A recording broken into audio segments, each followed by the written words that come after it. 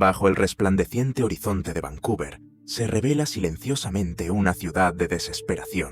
Las personas sin hogar se adueñan de sus esquinas acurrucadas en el frío pavimento, dispersas en callejones sombríos. Su presencia es un eco inquietante de sueños abandonados. Sin embargo, esta crisis se extiende más allá de las fronteras locales, reflejando la angustia de las personas sin hogar en toda Norteamérica. Un crudo reflejo de nuestra negligencia compartida. Lo que hacemos aquí es sobrevivir porque es todo lo que podemos hacer. Porque ya no nos queda nada. A través de sus voces crudas, por el dolor, pero desafiantes por su resiliencia, enfrentamos una verdad urgente. ¿Podrá una ciudad tan radiante encontrar la voluntad de redimir a sus olvidados? Vancouver es actualmente el hogar de más de 4.800 personas que viven en situación de calle. Un asombroso aumento del 32% en solo 3 años. Esta crisis, en gran parte oculta bajo el próspero exterior de la ciudad, no solo afecta a las zonas del centro, sino que también se extiende a regiones suburbanas como Surrey y Burnaby, e incluso a comunidades rurales. La realidad es imposible de ignorar. Tiendas de campaña y refugios improvisados bordean las aceras en el Downtown East Side. Mientras tanto, otros duermen en parques coches o van de sofá en sofá de un lugar a otro. No son estadísticas sin rostro, sino personas reales cuyas vidas han sido destrozadas por viviendas inasequibles, enfermedades mentales, adicciones y fallos sistémicos. Mi vida ha sido completamente arrastrada por el lodo. He perdido amigos, he perdido familiares. No tengo nada vivo en la puta calle. Paso frío casi todas las noches, y robo para comer y para poder seguir adelante. Odio mi vida. De la población sin hogar en Vancouver, casi un tercio es indígena, a pesar de que solo representan el 2% de la población de la ciudad. Muchas de estas personas llevan las cicatrices de un trauma histórico, como el legado del sistema de escuelas residenciales de Canadá. Otros son jóvenes que no pueden permitirse acceder al mercado inmobiliario, o veteranos abandonados por los sistemas que debían apoyarlos. Casi la mitad de las personas sin hogar de Vancouver viven en las calles, mientras que muchos más se ven obligados a refugiarse en albergues temporales o en vehículos. La pregunta sigue en el aire. ¿Cómo es que una ciudad tan rica en recursos, tan próspera en su economía, es incapaz de atender las necesidades básicas de sus residentes más vulnerables? Este no es solo un problema de Vancouver, es una crisis nacional que refleja luchas similares en ciudades de toda Norteamérica.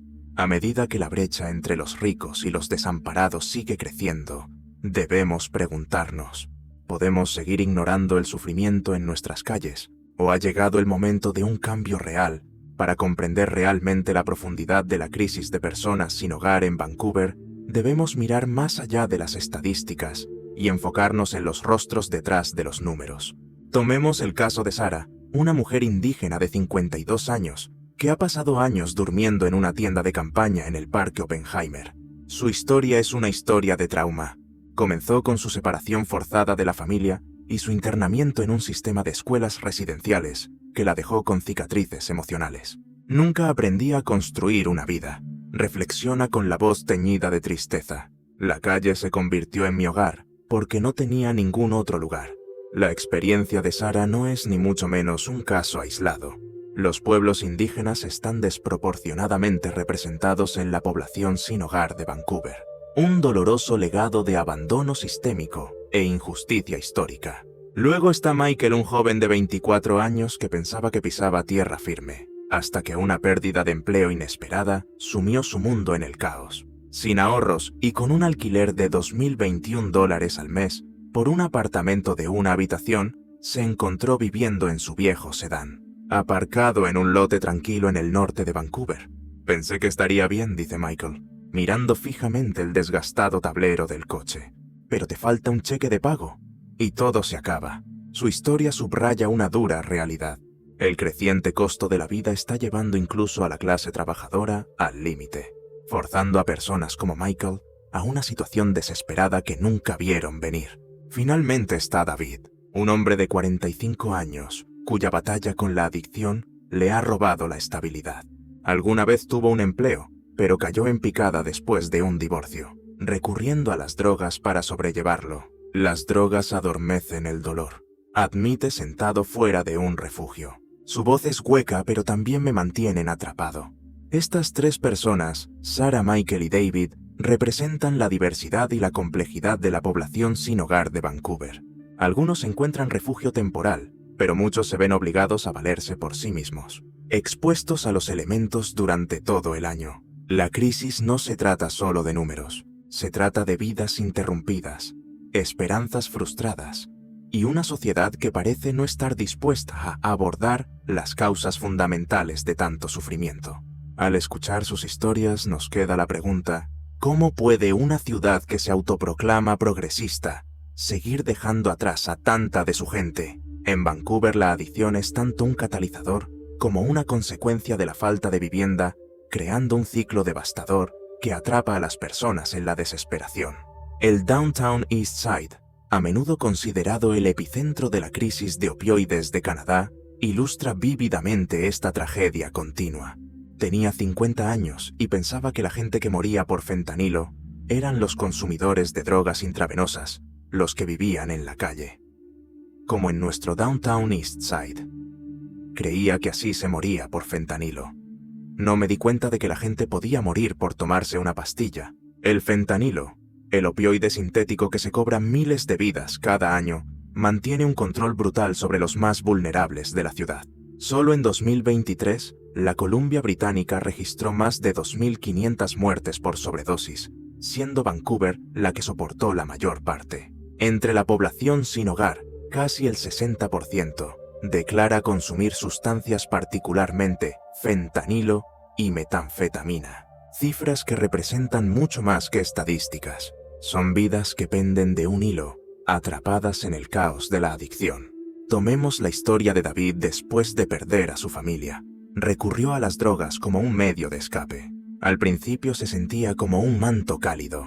Recuerda con las manos temblando mientras hablaba, pero pronto se convirtieron en cadenas que no pude romper. Su adicción le costó todo: su trabajo, sus ahorros y finalmente su hogar. Ahora se enfrenta a una dura realidad, donde sobrevivir significa evitar la sobredosis y la violencia en las calles. La adicción aumenta la probabilidad de infecciones, VIH y muerte en 8 veces, en comparación con la población general.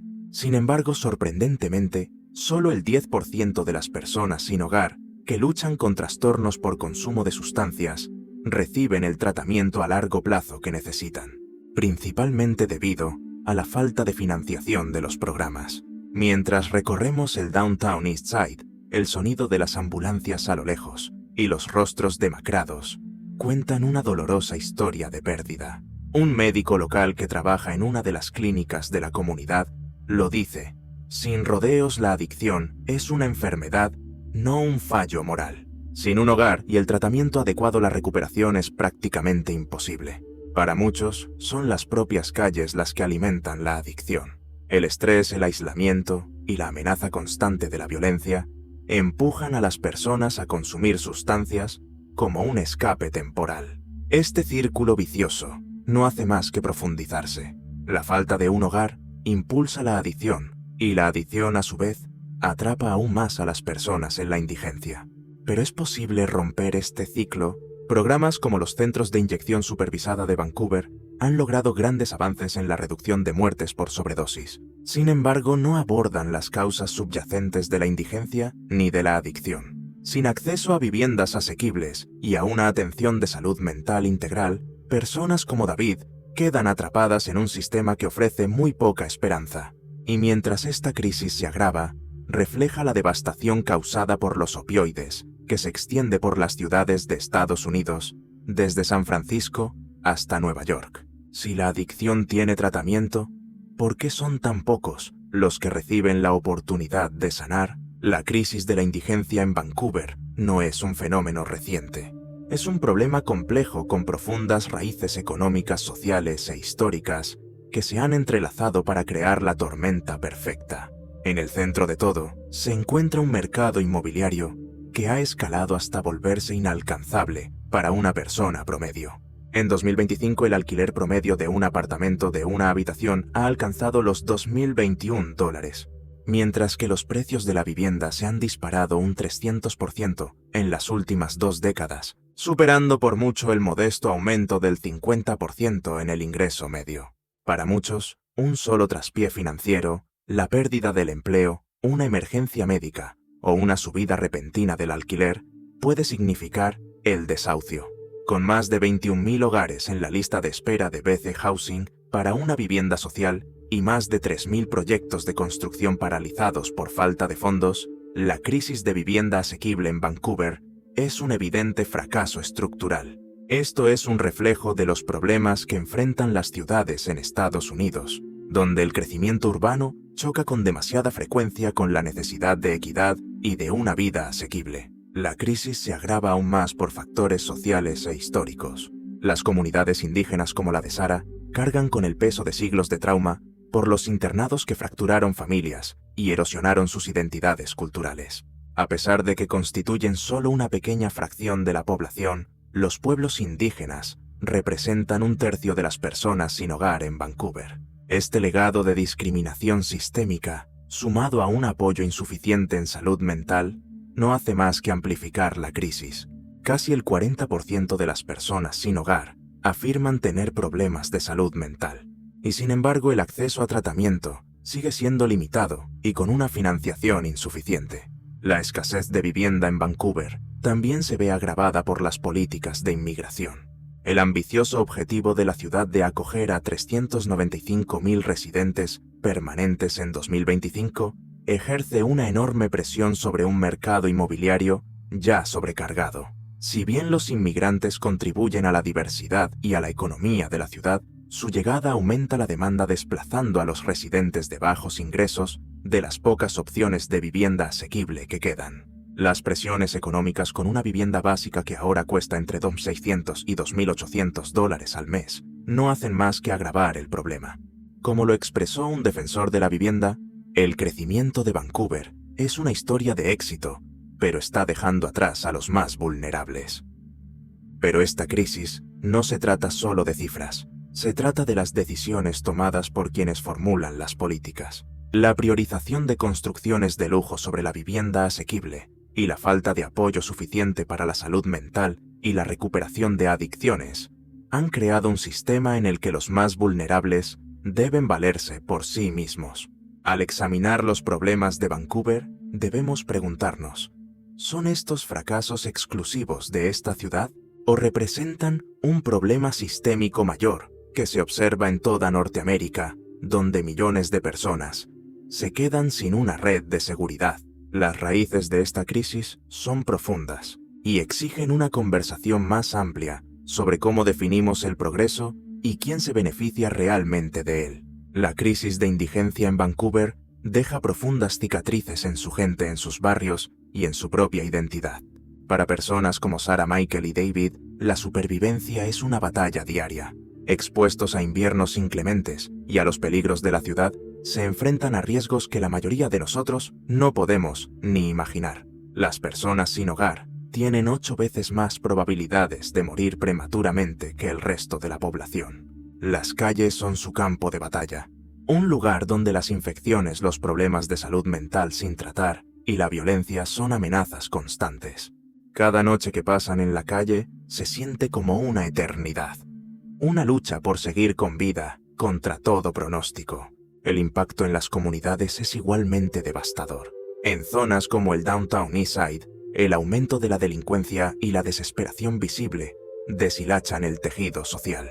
Los comercios ven cómo disminuye el flujo de gente, mientras que los turistas, antes atraídos por la belleza de la ciudad, ahora evitan las zonas marcadas por refugios improvisados y tiendas de campaña. Los recursos de Vancouver, ya al límite de su capacidad, se destinan principalmente a la policía y a los servicios de emergencia, sin que se vislumbre un alivio a corto plazo.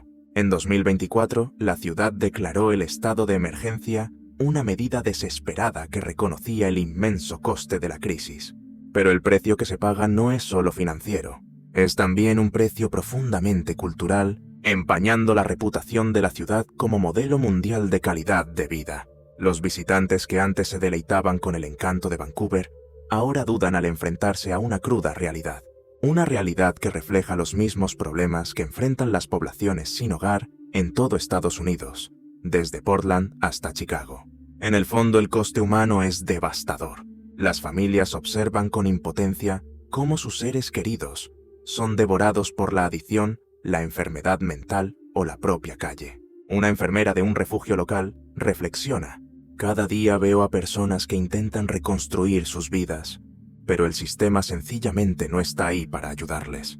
Las repercusiones de esta crisis llegan a cada rincón de la ciudad.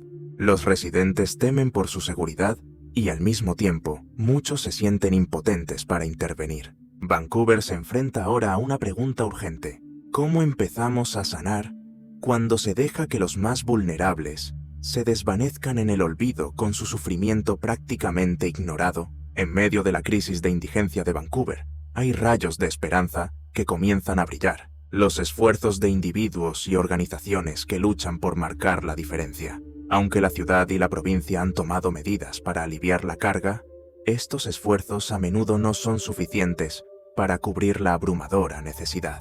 En 2024, la declaración de emergencia de la ciudad proporcionó fondos para refugios temporales, lo que permitió añadir 500 nuevas camas. Se puede ver a los trabajadores de estos refugios con rostros que reflejan una mezcla de agotamiento y determinación, mientras reparten mantas a quienes buscan un lugar donde guarecerse.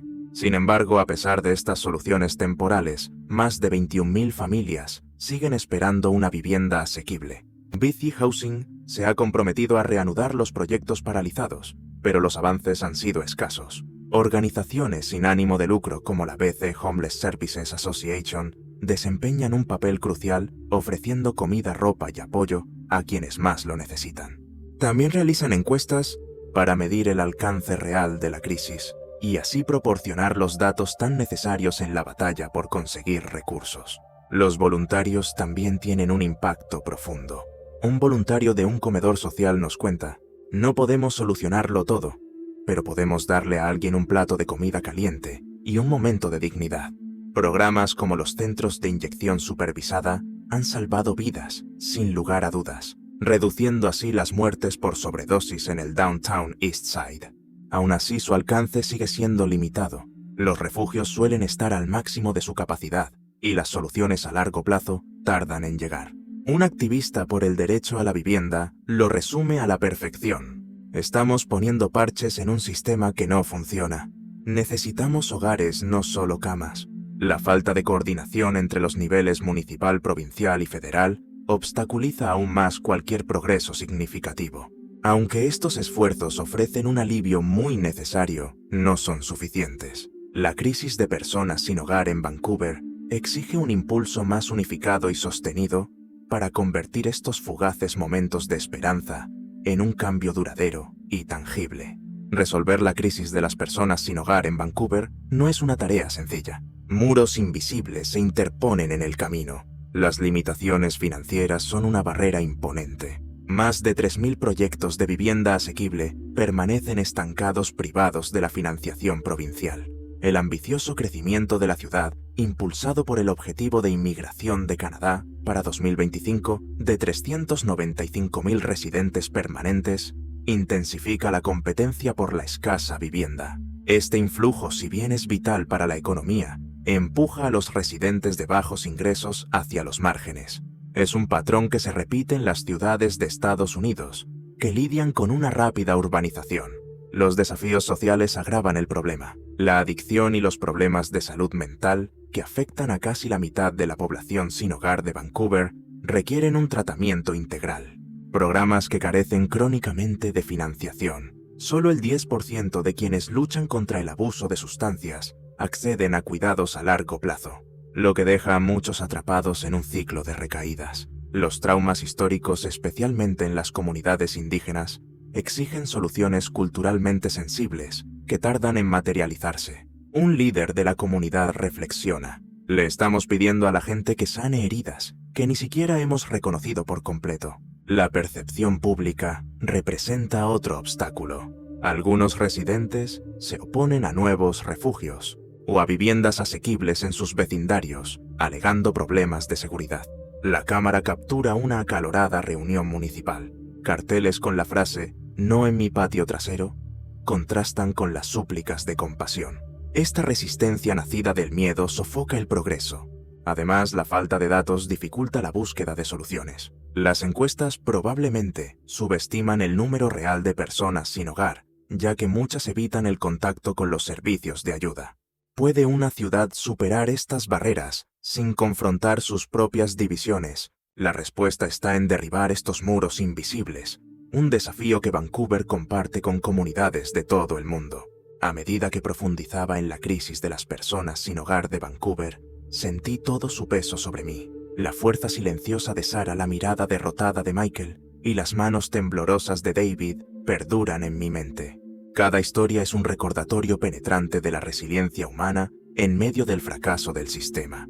Caminando por el Downtown Eastside, vi carpas hundiéndose bajo la lluvia, rostros consumidos por el agotamiento y una ciudad de riqueza en marcado contraste con la desesperación. Esto no es solo una vergüenza para Vancouver. Refleja la difícil situación de las personas sin hogar en toda América, desde Los Ángeles hasta Boston, donde el abandono se extiende sin importar las fronteras. Lo que me persigue es nuestra responsabilidad compartida. Vancouver, con sus imponentes rascacielos y su prestigio mundial, se regocija en la prosperidad, pero le da la espalda a quienes han sido arrojados a las sombras. ¿Cómo puede una sociedad tan avanzada ser incapaz de proporcionar refugio, la necesidad más básica? La pregunta cala hondo y expone una brecha moral que ya no podemos ignorar. Pequeños actos de bondad voluntarios que sirven comidas calientes y defensores que impulsan una reforma ofrecen destellos de esperanza, pero se sienten como susurros en medio de la tormenta. Estos esfuerzos, aunque vitales, no pueden ser la única solución. El cambio real exige una acción sistémica y audaz, vivienda, tratamiento y oportunidades para todos. La crisis de Vancouver es un llamado a examinar nuestros valores, a ver a las personas sin hogar no como una carga, sino como seres humanos, con sueños que merecen ser salvados. ¿Estaremos a la altura de este desafío o dejaremos que los olvidados se pierdan aún más en la noche? En conclusión, Vancouver se encuentra en un momento decisivo. Con más de 4.800 personas sin hogar, la crisis de la ciudad exige una respuesta que esté a la altura de su visión y prosperidad.